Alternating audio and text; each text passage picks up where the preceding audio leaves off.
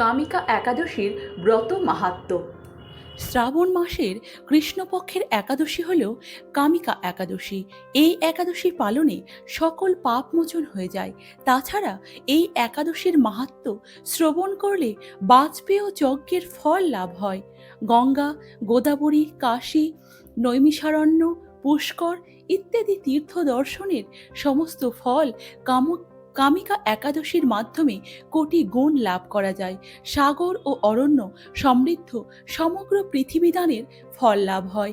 দুগ্ধবতী গাভীদানের ফল এই ব্রত পালনে সহজেই লাভ হয়। অন্যান্য একাদশীর মতো কামিকা একাদশীকেও ভগবান বিষ্ণুর উপাসনার জন্য একটি শুভ দিন হিসেবে বিবেচনা করা হয়।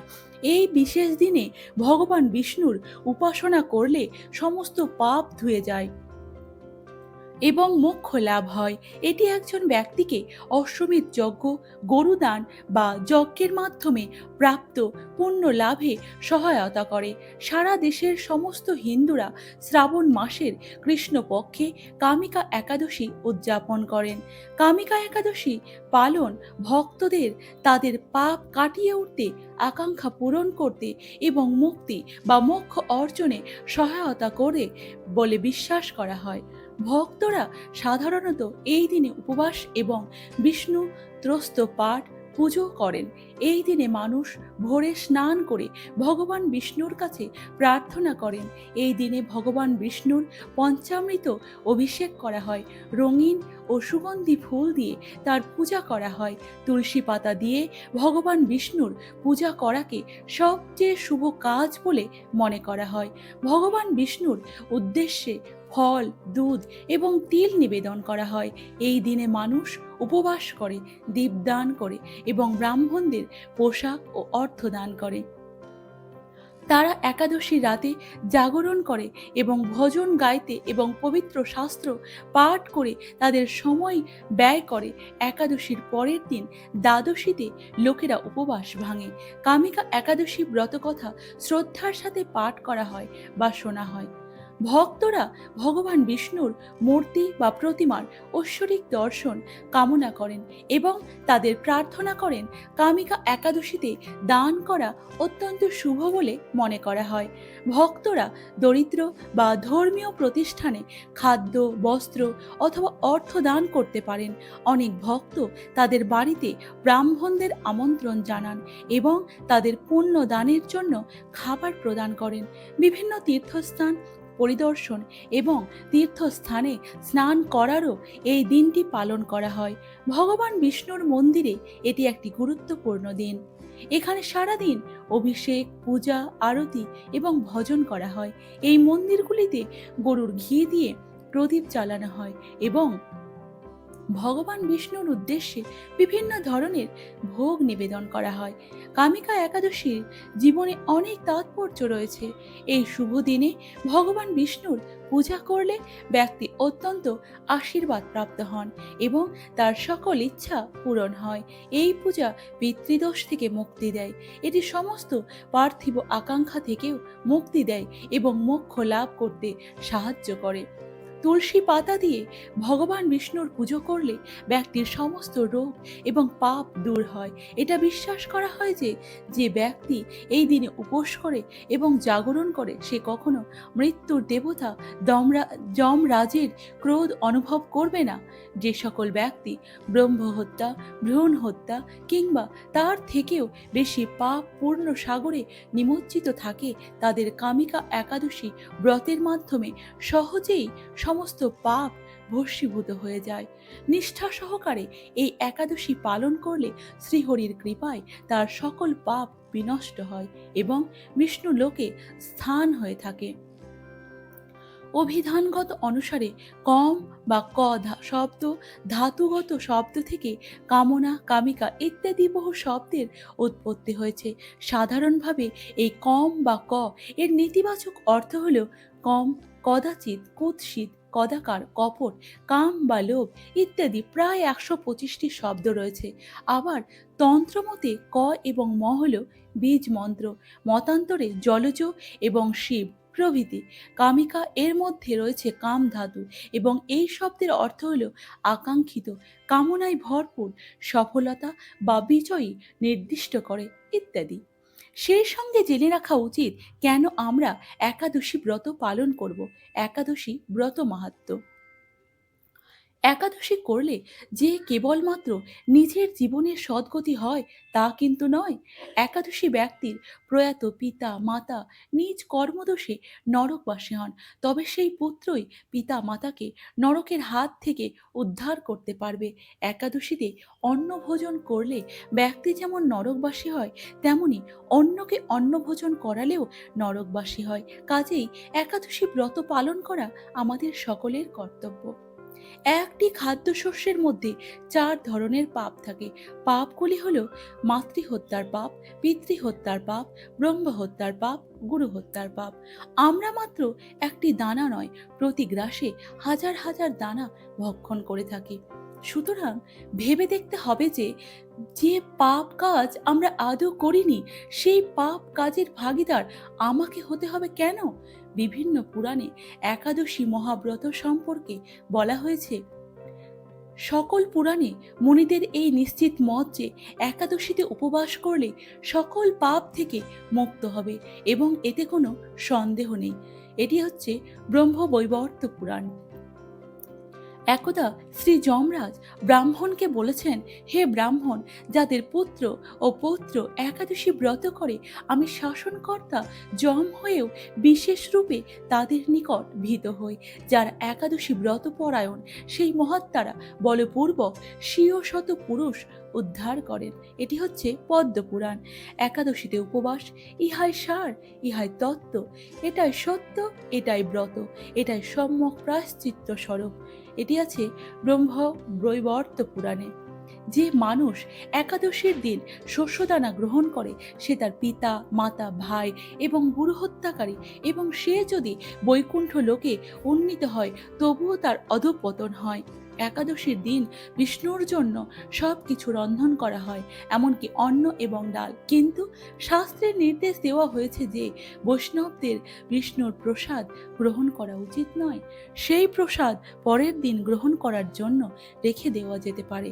একাদশীর দিন কোনো রকম শস্যদানা, এমনকি অন্ন, তা যদি বিষ্ণুর প্রসাদও হয়, তবুও তা গ্রহণ করতে কঠোরভাবে নিষেধ করা হয়েছে। বিধবা না হলে শাস্ত্র অনুসারে একাদশী ব্রত পালন করার প্রথা শ্রী চৈতন্য মহাপ্রভু প্রবর্তন করেছিলেন। শ্রী চৈতন্য চরিতামৃত আদি লীলা। অনেকের ধারণা পুরী ধামে শ্রী জগন্নাথ দেবের প্রসাদ ভক্ষণ দোষাবহ নয়। এই ধারণার বশবর্তী হয়ে পুরীতে অনেকেই নিঃসংকোচে অন্ন গ্রহণ করে থাকেন। এটা কিন্তু সম্পূর্ণ শাস্ত্র বিরুদ্ধ বিচার। বিধবা নারী এবং তেজস্বী যদি একাদশী ব্রত না করে, তাহলে প্রণয় কাল পর্যন্ত তাদের অন্ধকারময় নরকে পচে মরতে হয়। এটি হচ্ছে শারদীয় পুরাণ।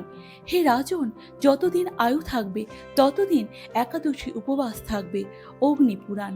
বিধবা রমণী একাদশীতে আহার করলে তার সর্বপ্রকার সুকৃতি নষ্ট হয় এবং দিন দিন তার ভ্রূণ হত্যা পাপের অপরাধ হয়। কাত্যায়ন সংহিতা। যিনি একাদশী ব্রত পরিত্যাগ করে অন্য ব্রতের উপাসনা করেন, তার হাতের মহামূল্যবান রত্ন পরিত্যাগ করে লোহা যাচনা করা হয়। ভক্ত সাগর। দেবাদিদেব শিব দুর্গা দেবীকে বলেছেন যে, হে মহাদেবী, যারা হরিবাসরে অর্থাৎ একাদশীতে ভোজন করে, যমদূতগণ জমালয়ে নিয়ে গিয়ে তাদের অগ্নিবর্ণ তীক্ষ্ণ লৌহাস্ত্র মুখের মধ্যে নিক্ষেপ করে। স্কন্দ পুরাণ।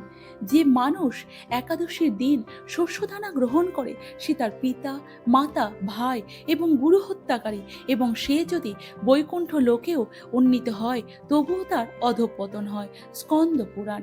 তাহলে কেন আমরা জেনে শুনে পাপ কর্ম করছি? যে সকল ভক্তবৃন্দরা একাদশী মহাব্রত পালন না করে যে পাপ করছেন, তা থেকে বিরত থাকুন। তারা সহ সকল ভক্তবৃন্দরাই একসাথে একাদশী মহাব্রত পালন করি এবং আমাদের এই দুর্লভ মানব জীবনকে সার্থক করি। কামিকা একাদশীর মাহাত্ম্য। ব্রতশ্রেষ্ঠ একাদশী শ্রীহরির অত্যন্ত প্রিয়। কৃষ্ণ ভক্তি লাভই এই শ্রী একাদশীর ব্রতের মুখ্য ফল। তবে আনুষাঙ্গিক রূপে স্বর্গ ও স্বর্গাদি অনিত্য ফল লাভ হয়ে থাকে। কামিকা একাদশীর মতো পবিত্র পাপ নাশক শ্রেষ্ঠ ব্রত আর এই জগতে নেই। কামিকা একাদশী ব্রত পাপনাশক ও মহাপুণ্য ফলদায়ী। সমস্ত তীর্থ ভ্রমণের কোটি গুণ ফল লাভ হয়। সাগর ও অরণ্য সমৃদ্ধ সমগ্র পৃথিবী দানের ফল লাভ হয়। দুগ্ধবতী গাভী দানের ফল লাভ হয়। এই ব্রত পালনে সহজেই লাভ করা যায়। যেসব ব্যক্তিগণ ব্রহ্ম হত্যা, ভ্রূণ হত্যা কিংবা তার থেকেও বেশি পাপপূর্ণ সাগরে নিমজ্জিত থাকে, তাদের কামিকা একাদশী ব্রত মাধ্যমে সমস্ত পাপ ভস্মীভূত হয়ে যায়। পরবর্তী জীবনে নিম্নজনী অর্থাৎ পশু জীবন প্রাপ্ত হয় না এবং মনুষ্য শরীর সুনিশ্চিতভাবে প্রাপ্ত হয়। কামিকা একাদশী ব্রতে তুলসী পত্রে শ্রীহরির পূজায় কৃষ্ণ ভক্তি লাভ হয়। রাত্রি জাগরণ করে যিনি এই ব্রত পালন করেন তিনি কখনো দুঃখ দুর্দশাগ্রস্ত হন না। ব্রত মাহাত্ম্য কেবল শ্রবণে বাজপেয় যজ্ঞের এক প্রকার বৈদিক যজ্ঞ ফল লাভ হয়। এছাড়া যিনি এই ব্রত মাহাত্ম্য শ্রদ্ধা সহকারে পাঠ অথবা শ্রবণ করবেন তিনি সর্বপাপ থেকে মুক্ত হয়ে বিষ্ণু লোকে গমন করবেন। কামিকা একাদশী সংকল্প। যারা আমিষ আহার করেন তারা একাদশীর আগের দিন অর্থাৎ দশমীতে, একাদশী এবং দ্বাদশী এই 3 দিন নিরামিষ আহার গ্রহণ করবেন। দশমীতে ভগবান শ্রীকৃষ্ণের চরণে ফুল নিবেদন করে সংকল্প করবেন, হে ভগবান, হে শ্রীকৃষ্ণ, আমাকে কৃপা করুন যাতে আগামীকাল একাদশী যেন নিষ্ঠার সাথে পালন করতে পারি। পরদিন অর্থাৎ একাদশী তিথিতে সম্পূর্ণ দিন পালিত হবে কামিকা একাদশী। ইংরেজি ক্যালেন্ডার অনুযায়ী 21শে জুলাই 2025 সোমবার, বাংলা ক্যালেন্ডার অনুযায়ী 4ঠা শ্রাবণ 1432 বঙ্গাব্দ। হিন্দু পঞ্জিকা অনুযায়ী কামিকা একাদশী ব্রত শুরু হচ্ছে 20 জুলাই দুপুর 12টা 14 মিনিট থেকে এবং এটি শেষ হবে 21শে জুলাই সকাল 9টা 38 মিনিটে। উদয় তিথি অনুযায়ী 21শে জুলাই একাদশী পালিত হবে। দ্বাদশী তিথি থাকবে 22 তারিখ মঙ্গলবার সকাল 7টা 6 মিনিট পর্যন্ত। এদিন সকালে 5টা 37 মিনিট থেকে 7টা 5 মিনিট পর্যন্ত ব্রত পালন করা যাবে। মনে রাখবেন, একাদশীর দিন ভোরে অর্থাৎ ব্রহ্ম মুহূর্তে শয্যা ত্যাগ করে স্নান সেরে শুচিশুদ্ধ হয়ে শ্রীহরির মঙ্গল আরতিতে অংশগ্রহণ করতে হয়। শ্রীহরির পাদপদ্মে প্রার্থনা করতে হয়, হে শ্রীকৃষ্ণ, আজ যেন এই মঙ্গলময়ী পবিত্র একাদশী সুন্দরভাবে পালন করতে পারি, আপনি আমাকে কৃপা করুন। ভগবান শ্রীকৃষ্ণের সম্মুখে অবশ্যই সংকল্প মন্ত্র পাঠ করে সংকল্প নিতে হয়। সুতরাং এক্ষেত্রে বুধবার ভোরে সংকল্প মন্ত্র পাঠ করতে হবে। একাদশী সংকল্প মন্ত্র। একাদশম নিরাহার স্থিতা অহং অপরিহণে ভক্ষামে পুণ্ডরীকাক্ষং শরণম মে ভবচ্যুত। 3 বার এটি পাঠ করতে হবে। এর অর্থ হচ্ছে, হে পুণ্ডরীকাক্ষ, হে অচ্যুত, একাদশীর দিন উপবাস থেকে এই ব্রত পালনের উদ্দেশ্যে আমি আপনার শরণাপন্ন হচ্ছি। কামিকা একাদশী পালন। কামিকা একাদশীর ঠিক পরের দিন সকালে পালন সম্পন্ন করতে হবে নিচে উল্লেখিত ঠিক পালন মুহূর্তের মধ্যে, সকাল 5টা 37 থেকে 7টা 5 মিনিট পর্যন্ত। অর্থাৎ একাদশী ব্রত পালন করে পরের দিন ভোরে স্নান সেরে পালন সময়ের মধ্যে পঞ্চ রবিশস্য ভগবানকে ভোগ নিবেদন করে 3 বার ভক্তি সহকারে পালন মন্ত্র পাঠ করে একাদশীর ফল ভগবানের সম্মুখে ভক্তি সহকারে অবশ্যই অর্পণ করতে হয়। এরপর সেই অনুকল্প প্রসাদ গ্রহণ করে পারণ অর্থাৎ একাদশী ব্রত ভঙ্গ করতে হয়, নচেত পূর্ণ একাদশীর ফল লাভ থেকে বঞ্চিত থেকে যেতে হবে। একাদশীর পারণ মন্ত্র। অং অজ্ঞান তিমিরন্ধস্য ব্রতে নানেন কেশব প্রসিদ সমুখ নাথ জ্ঞান দৃষ্টি প্রদ ভব।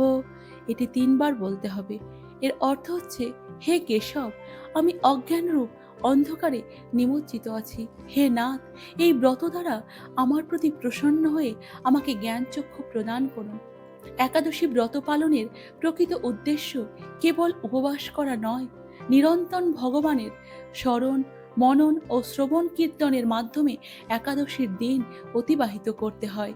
একাদশী পালনের সময় পরনিন্দা, পরচর্চা, মিথ্যা ভাষণ, ক্রোধ, দুরাচারী, স্ত্রী সহবাস সম্পূর্ণরূপে নিষিদ্ধ করা হয়েছে। কামিকা একাদশীর ব্রতকথা। এই ব্রতকথা শ্রবণ করলে সমস্ত পাপ থেকে মুক্তি হয়। শ্রাবণ মাসের কৃষ্ণপক্ষিয়া কামিকা একাদশী ব্রত মাহাত্ম্য ব্রহ্মবৈবর্ত পুরাণে যুধিষ্ঠির শ্রীকৃষ্ণ সংবাদে বর্ণিত আছে। এই ব্রত সম্পর্কে জানবার উদ্দেশ্যে যুধিষ্ঠির মহারাজ ভগবান শ্রীকৃষ্ণকে জিজ্ঞাসা করলেন, হে জনার্দন, হে বাসুদেব, শ্রাবণ মাসের কৃষ্ণপক্ষীয় তিথিতে যে একাদশী পালন করা হয় সেই একাদশীর নাম কি এবং এই একাদশীর মাহাত্ম্যই বা কি? কৃপা করে আমাকে সবিস্তারে বর্ণনা করুন। তা শুনতে আমি অত্যন্ত কৌতূহলী। মহারাজ যুধিষ্ঠিরের জানার ইচ্ছার ব্যাকুলতা দেখে ভগবান শ্রীকৃষ্ণ আন্তরিকভাবে অতি প্রসন্ন হলেন এবং প্রত্যুত্তরে জানালেন, হে রাজন, এর পূর্বে দেবর্ষি নারদ এই বিষয়ে প্রজাপতি ব্রহ্মার কাছে থেকে সবিস্তারে জ্ঞাত হয়েছেন।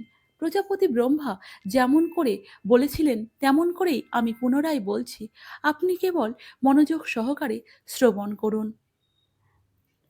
এক সময় ভক্ত শ্রেষ্ঠ দেবর্ষি নারদ ব্রহ্মার কাছে জানতে চেয়েছিলেন, হে ঈশ্বর, শ্রাবণ মাসের কৃষ্ণপক্ষ তিথিতে যে একাদশী পালন করা হয় এই একাদশীর নাম কি?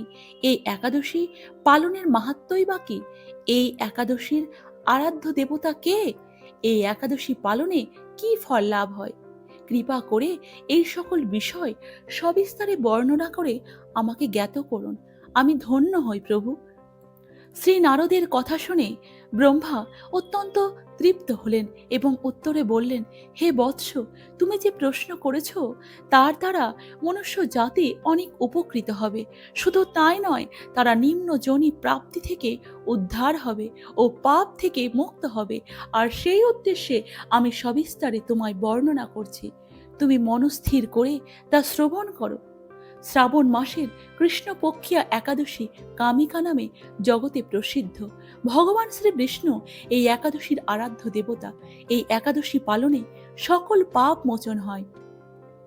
তাছাড়া এই একাদশীর মাহাত্ম্য শ্রবণ করলে বাজপেয় যজ্ঞের ফল লাভ প্রাপ্ত হয়। গঙ্গা, গোদাবরী, কাশী, নৈমিষারণ্য, পুষ্কর ইত্যাদি তীর্থ দর্শনের সমস্ত ফল কামিকা একাদশীর মাধ্যমে কোটি গুণ লাভ করা যায়। সাগর ও অরণ্য সমৃদ্ধ সমগ্র পৃথিবী দানের ফল লাভ হয়। দুগ্ধবতী গাভী দানের ফল এই ব্রত পালনে সহজেই লাভ করা যায়। যেসব ব্যক্তিগণ ব্রহ্মহত্যা, ভ্রূণ হত্যা কিংবা তার থেকেও বেশি পাপপূর্ণ সাগরে নিমজ্জিত থাকে, তাদের কামিকা একাদশী ব্রতের মাধ্যমে সহজেই সমস্ত পাপ ভস্মীভূত হয়ে যায়। যে সকল ব্যক্তিরা রাত্রি জাগরণের মাধ্যমে এই ব্রত পালন করেন তাদের কখনো দুঃখ দুর্দশা থাকে না। পরবর্তী জীবনে নিম্ন যোনি অর্থাৎ পশু জীবন প্রাপ্ত হয় না এবং মনুষ্য শরীর সুনিশ্চিতভাবে প্রাপ্ত হয়। যে ব্যক্তি তুলসী পত্র দিয়ে বিষ্ণু পূজা করেন তাতে ভগবান এতই প্রসন্ন হয় ও তৃপ্ত হন যে মণিমুক্তাদি মূল্যবান রত্ন নিবেদন করলেও তেমন আনন্দিত হন না। যিনি বিষ্ণুর চরণে তুলসী মঞ্জরি দুটো তুলসী পাতা সমেত তুলসী মঞ্জরি চয়ন করবেন, লাল চন্দনে লাগিয়ে নিবেদন করেন, তার জন্মার্জিত সমস্ত পাপ ক্ষয় হয়ে যায়। তুলসী প্রসঙ্গে ব্রহ্মা আরো বললেন, হে নারদ, যে ব্যক্তি প্রতিদিন তুলসী পত্র দর্শন করে থাকেন তার সকল পাপ ভস্মীভূত হয়ে যায়। যে ব্যক্তি তুলসী পত্র স্পর্শ করেন তার পাপিষ্ঠ দেহ পবিত্র হয়ে যায়। তুলসী গাছে প্রণাম করলে দেহের সকল রোগ দূরীভূত হয়। তুলসী গাছে জল সিঞ্চন করলে যমরাজও তার কাছে আসতে ভয় পায়। শ্রীচরণে তুলসী অর্পণ করলে ভগবত ভক্তি লাভ হয়। যে ব্যক্তি হরিবাসরে অর্থাৎ হিন্দু মতে একাদশীর দিন ভগবানের সামনে প্রদীপ জ্বালান তার পুণ্যের হিসাব চিত্রগুপ্তও রাখতে পারেন না। এই পুণ্য লাভে তার পূর্বপুরুষেরাও পাপ থেকে মুক্ত হয়ে স্বর্গবাসী হয়ে থাকেন। ভগবান শ্রীকৃষ্ণ বললেন, হে রাজন, সর্ব পাপ হারিণী কামিকা একাদশীর মাহাত্ম্য আপনার কাছে বর্ণনা করলাম। অতএব যে ব্যক্তি ব্রহ্মহত্যা, ভ্রূণ হত্যা বা অন্য অন্য কোনো পাপ কাজে জর্জরিত, তিনি মহাপুণ্য ফলদায়িনী কামিকা একাদশীর ব্রত শ্রদ্ধা ও ভক্তির সাথে পালন করলে, তার মাহাত্ম্য শ্রদ্ধা সহকারে পাঠ কিংবা শ্রবণ করলে তিনি সর্ব পাপ থেকে মুক্ত হয়ে বিষ্ণুলোকে গমন করেন। শ্রী হরিবাসরে হরিনাম কীর্তন বিধান। ভক্তগণ এই হরিবাসর তিথিতে ভগবানের নাম, রূপ, গুণ, লীলা ও পরিকরাদি স্মরণ কীর্তনাদি ভক্তির অঙ্গগুলি অহর্নিশ সময় পালন করিয়া দিনটি অতিবাহিত করেন। তাই সাধুগুরু বৈষ্ণবগণের সঙ্গে শ্রীকৃষ্ণের পূজা অর্চনাদি, শ্রীমদ্ ভগবত পাঠ, শ্রী হরিনাম সংকীর্তন ও শ্রী ভগবত কথা আলোচনার মধ্যে থাকিয়ে শ্রী হরিবাসর পালন করা প্রতিটি মানুষের কর্তব্য। এই সকল পালন করলে হৃদয়ের পাপরাশি নষ্ট হয়, ভগবৎ চরণে স্থান লাভ করে। সদা সর্বদা শ্রী শ্রী রাধা ও কৃষ্ণের পাদপদ্মের কথা স্মরণ করুন, তাহলে শ্রীকৃষ্ণের দ্বারা আপনার জন্য বরাদ্দকৃত কার্য সম্পাদন করতে কোনো অসুবিধা অনুভব করতে হবে না। জীবনের প্রতিটি ক্ষেত্রে শ্রীকৃষ্ণের কৃপায় প্রতি অগাধ বিশ্বাস ও ভরসা রাখতে হবে। শ্রীকৃষ্ণের পবিত্র নামটিতে অসাধারণ আধ্যাত্মিক শক্তি রয়েছে, কারণ শ্রীকৃষ্ণের নাম স্বয়ং শ্রীকৃষ্ণের থেকে আলাদা নয়। ঐকান্তিক ভালোবাসা এবং নিষ্ঠার সাথে এই নামগুলি জপ করুন, তবে আপনি চিন্ময় আনন্দ অনুভব করবেন। হরে কৃষ্ণ কৃষ্ণ কৃষ্ণ হরে হরে, হরে রাম রাম রাম হরে হরে। এটি যদি পারেন তাহলে এটি অবশ্যই 108 বার উচ্চারণ করবেন।